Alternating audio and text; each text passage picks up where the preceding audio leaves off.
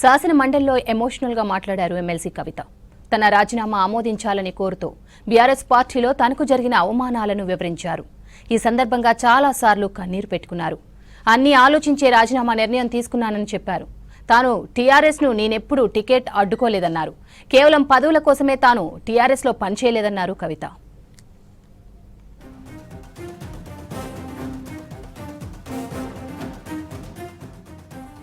BRS అధికారంలోకి వచ్చిన తరువాత నుంచే తనపై ఆంక్షలు మొదలయ్యాయన్నారు ఎమ్మెల్సీ కవిత.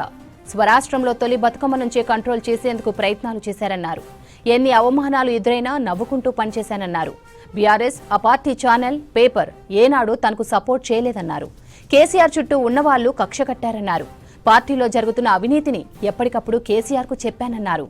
అంబేద్కర్ విగ్రహం, సెక్రటేరియట్ నిర్మాణంలోనూ భారీ అవినీతి జరిగిందని ఆరోపించారు. సిరిసిల్ల, సిద్దిపేట కలెక్టరేట్ల నిర్మాణంలోనూ అవినీతి జరిగితే అడిగే వారే లేరన్నారు ఎమ్మెల్సీ కవిత. మన బతుకమ్మ మన గౌరవం అని చెప్పి బతుకమ్మ పండుగను ముందుకు తీసుకెళ్ళి నేను ఊరూరా తిరుగుతూ మరి బతుకమ్మ పండుగ మన ఆత్మగౌరవానికి ప్రతీక అని చాటి చెప్పేటటువంటి ప్రయత్నం చేశాను అధ్యక్ష. అదేవిధంగా మన చరిత్రకు సంబంధించి 3000 సంవత్సరాల తెలంగాణ చరిత్రను కూడా నేను ప్రత్యేకించి ఒక చారిత్రక బృందాన్ని కూడా పెట్టుకొని మరి పుస్తకాలను కూడా వెలువరించడం జరిగింది అధ్యక్ష. తెలంగాణలో ఉన్నటువంటి చారిత్రక కట్టడాలను పరిరక్షించడానికి, ఆ కట్టడాల చుట్టూ ఉన్నటువంటి చరిత్రను కూడా నేను నిక్షిప్తం చేయడానికి చేయని ప్రయత్నం అంటూ లేదు అధ్యక్ష. అట్లానే ప్రధాన స్రవంతి మీడియాలో, సినిమాల్లో మనకు జరుగుతున్నటువంటి అవమానం పట్ల ఆనాడు ఉమ్మడి రాష్ట్రంలో చాలా తీవ్రంగా కొట్లాడడం జరిగింది అధ్యక్ష. మన భాషను, మన యాసను ప్రొటెక్ట్ చేయడానికి నా వంతు ప్రయత్నం చేశాను అధ్యక్ష. ఎందుకంటే ఇవాళ అనేక మంది తెలంగాణ ఉద్యమంతో సంబంధం ఉన్నవాళ్ళు, లేని వాళ్ళు, కొత్తగా రాజకీయాల్లోకి వస్తున్నటువంటి వాళ్ళు కూడా తెలంగాణ ఉద్యమంలో మీ పాత్ర ఏంటి అని మాట్లాడుతున్నటువంటి సందర్భంలో గల్లీలో కొట్లాడటమే కాదు, ఢిల్లీలో లాబియింగ్లో కూడా నా పాత్ర ఉందని చెప్పడానికే హౌస్లో ఈ మాట చెప్తా ఉన్నాను అధ్యక్ష. 2014లో తెలంగాణ బిల్లు పాస్ అయ్యేంత వరకు కూడా మనందరం కూడా నిప్పుల కుంపటి మీద కూర్చున్నాం అధ్యక్ష. సో 2014లో తెలంగాణ జూన్ 2న వస్తే సెప్టెంబర్లో బతుకమ్మ పండుగ వచ్చింది అధ్యక్ష. నేను అంతకుముందు తెలంగాణ జాగృతి నుంచి దాదాపుగా 8-9 సంవత్సరాల నుంచి కంటిన్యూస్గా బతుకమ్మ పేరుతోని ప్రతి సంవత్సరం కార్యక్రమాలు చేసేదాన్ని అధ్యక్ష. 2014లో వచ్చినటువంటి బతుకమ్మ, తెలంగాణ రాష్ట్రం ఏర్పడ్డ తర్వాత వచ్చినటువంటి మొదటి బతుకమ్మ నుండే నా మీద రిస్ట్రిక్షన్స్ ప్రారంభమైనాయి అధ్యక్ష. పొలిటికల్ పార్టీలో ఒక వ్యక్తిని స్వేచ్ఛను ఎట్లా హరిస్తారని చెప్పడానికే ఎగ్జాంపుల్ చెప్తా ఉన్నాను అధ్యక్ష. ఐకేపీ ఎంప్లాయీస్ కావచ్చు అధ్యక్ష, అదేవిధంగా జిహెచ్ఎంసీ కార్మికులు కావచ్చు అధ్యక్ష, టీచర్లు కావచ్చు అధ్యక్ష, నిరుద్యోగులు కావచ్చు, ఆడబిడ్డలు కావచ్చు, సింగరేణి ఉద్యోగులు కావచ్చు, కరెంట్ ఎంప్లాయీస్ కావచ్చు, ఎవరు వచ్చినా అధ్యక్ష నేను కాదనకుండా నాకెంత వీలైతే అంత పనిచేసి పెట్టేటటువంటి ప్రయత్నం చేసిన అధ్యక్ష. అయినా సరే అధ్యక్ష, పార్టీ మౌత్ పీసులుగా ఉండేటటువంటి పార్టీ పేపర్లు, పార్టీ ఛానళ్ళు ఏ ఒక్కరు కూడా ఎన్నడూ కూడా మద్దతు ఇవ్వలేదు అధ్యక్ష. అయినా సరే ధైర్యం వదులుకోకుండా మొక్కువని ప్రయత్నంగా నేను ప్రయత్నం చేస్తూనే వెళ్ళాను అధ్యక్ష. అమరజ్యోతి నుంచి మొదలు పెట్టుకుంటే అధ్యక్ష, అంబేద్కర్ విగ్రహం దగ్గర నుంచి మొదలు పెట్టుకుంటే అధ్యక్ష, సెక్రటేరియట్ నుంచి మొదలు పెట్టుకుంటే అధ్యక్ష, కలెక్టరేట్లలో కూడా తీరని అవినీతి జరిగిన మాట ముమ్మాటికి వాస్తవం అధ్యక్ష. దీనికి పెద్ద ఉదాహరణలు సిద్దిపేట, సిరిసిల్లలో కట్టినటువంటి కలెక్టరేట్లు 2 వచ్చినటువంటి మొదటి వర్షానికే 2 కూడా మునిగిపోయినాయి అధ్యక్ష. ఆ విజువల్స్ అందరం కూడా మనం చూడడం జరిగింది. ఇక సిద్దిపేటలో, సిరిసిల్లలో కట్టిన కలెక్టరేట్లకే దిక్కు లేకపోతే మొత్తం రాష్ట్రంలో కట్టినటువంటి అన్ని బిల్డింగ్లు ఎట్లుంటాయన్న విషయాన్ని కూడా ఒకసారి తెలంగాణ ప్రజలు ఆలోచించుకోవాలి అధ్యక్ష. ఆ పార్టీలో నైతికత లేనటువంటి ఆ పార్టీలో ఉండి, ఆ పార్టీ ద్వారా వచ్చిన ఎమ్మెల్సీలో ఉంటే అధ్యక్ష ఓటి కుండలో నీళ్ళు పోసినట్టు అవుతుంది అధ్యక్ష. ఎన్ని నీళ్ళు పోసినా దానికి ఏం నైతికత ఉండదు అధ్యక్ష. ఆ నైతికత కోల్పోయిన బీఆర్ఎస్ పార్టీలో నేను ఉండదలుచుకోలేదు అధ్యక్ష. I'm really not able to fulfil my role as an MLC or any public representative అధ్యక్ష. కాబట్టి నేను ఆ పార్టీలో కానీ, ఆ పార్టీ ద్వారా వచ్చిన పదవిలో నేను ఉండదలుచుకోలేదు అధ్యక్ష. అందుకోసమే రెసిగ్నేషన్ మిమ్మల్ని యాక్సెప్ట్ చేయాలని కోరుతున్నా అధ్యక్ష. అధ్యక్ష, రెసిగ్నేషన్ చేసినంత మాత్రాన తెలంగాణ కోసం నేను పనిచేయనని కాదు అధ్యక్ష. ఒకనాడు స్వాతంత్ర సంగ్రామంలో ఉన్నప్పుడు అధ్యక్ష మొదలు కాంగ్రెస్ పార్టీలోనే ఉండే అధ్యక్ష, భగత్ సింగ్ కానీ, సుభాష్ చంద్రబోస్ కానీ, ఇట్లాంటి వాళ్ళందరూ. కానీ తర్వాత వాళ్ళ ఫిలాసఫీ వెతుక్కొని వాళ్ళ దారి వాళ్ళు వెతుక్కొని పోయినారు అధ్యక్ష. పార్టీలు వేరైనంత మాత్రాన, దారులు వేరైనంత మాత్రాన అధ్యక్ష లక్ష్యం ఒకటే కాదని కాదు అధ్యక్ష. నా లక్ష్యం ఎప్పటికైనా ఒకటే అధ్యక్ష, తెలంగాణ బాగుండాలి, తెలంగాణ ప్రజలు బాగుండాలి, వాళ్ళ కోసం పనిచేయాలి అధ్యక్ష. దానికోసం నేను ఖచ్చితంగా పనిచేస్తూనే ఉంటాను అధ్యక్ష.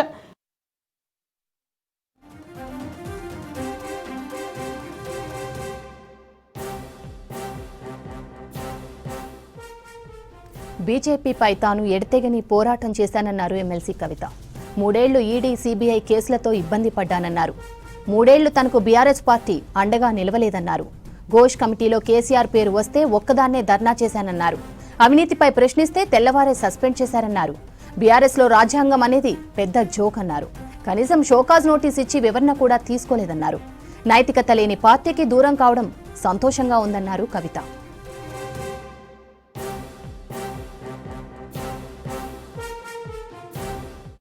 తెలంగాణను పదే పదే మోసం చేస్తున్నటువంటి భారతీయ జనతా పార్టీ అధ్యక్ష ఒక్క ప్రాజెక్ట్ కూడా నేషనల్ ప్రాజెక్ట్ హోదా ఇయ్యలేదు అధ్యక్ష.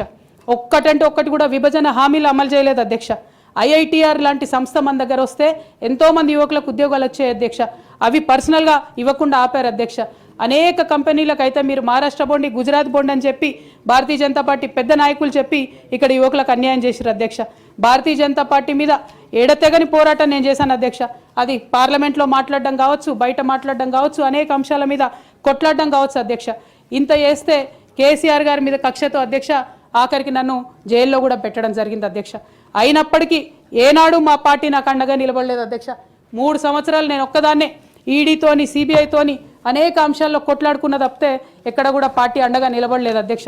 ఇది ఎందుకు చెప్తా ఉన్నా అంటే అధ్యక్ష, ఒక పార్టీ అంటే ఒక సంఘం అధ్యక్ష. ఒక సంఘం అంటే ఒకే భావజాలంతో కలిసి పనిచేసే వ్యక్తులు అధ్యక్ష. ఒకడు గాయపడి పడిపోతే వాడిని ఎత్తుకొని పోతారు అధ్యక్ష, భుజాల మీద తీసుకొని పోతారు అధ్యక్ష. లేదు నువ్వు మా భావజాలంతో కరెక్ట్గా లేవంటే తీశానాడే అవతల పడేయాలి అధ్యక్ష. అట్లా కాకుండా అదే పార్టీలో కొనసాగాలి, కానీ పార్టీ మీకు అండగా నిలబడదు అనేటటువంటిది కరెక్ట్ కాదు అధ్యక్ష. ఇది డెమోక్రటిక్ సిస్టంలో కాన్స్టిట్యూషన్ స్పిరిట్ని తీసుకొని పనిచేసేటటువంటి పొలిటికల్ పార్టీస్ బిహేవ్ చేయాల్సినటువంటి పద్ధతి కాదు అధ్యక్ష. ఇవన్నీ ఇట్లా జరుగుతూ వస్తున్నటువంటి క్రమంలో బీఆర్ఎస్ పార్టీ అధికారం కోల్పోయింది అధ్యక్ష. అధికారం కోల్పోయిన తర్వాత కాంగ్రెస్ పార్టీ వచ్చి ఒక ఎంక్వైరీ చేసింది అధ్యక్ష, ఘోష్ కమిటీ అని. బీఆర్ఎస్ పార్టీలో ఉన్నటువంటి ఏ పెద్ద నాయకుడు కూడా మాట్లాడాడు అధ్యక్ష. కేసీఆర్ గారు అంటే ఎవరు మాట్లాడారు? అదే కేటీఆర్ గారినో హరీష్ రావు గారినో అంటే అందరు లేచి నిల్చొని మాట్లాడతారు అధ్యక్ష. నేను ఒకటే అంటే అధ్యక్ష, ఒక నాయకుడిని నమ్ముకొని ప్రాంతీయ పార్టీ అంటే ఏంది అధ్యక్ష? ఒక నాయకుడు అధ్యక్ష. ఆ నాయకుడు ఆయన భావజాలం, ఆయన ఐడియాలజీ మీద నడిచేదే ప్రాంతీయ పార్టీ. అది ఎన్టీఆర్ గారు పెట్టిన పార్టీ కావచ్చు, కేసీఆర్ గారు పెట్టిన పార్టీ కావచ్చు.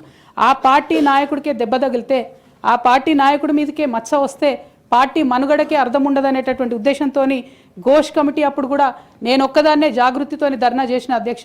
ఏ ఒక్కరు మాట్లాడరు అధ్యక్ష.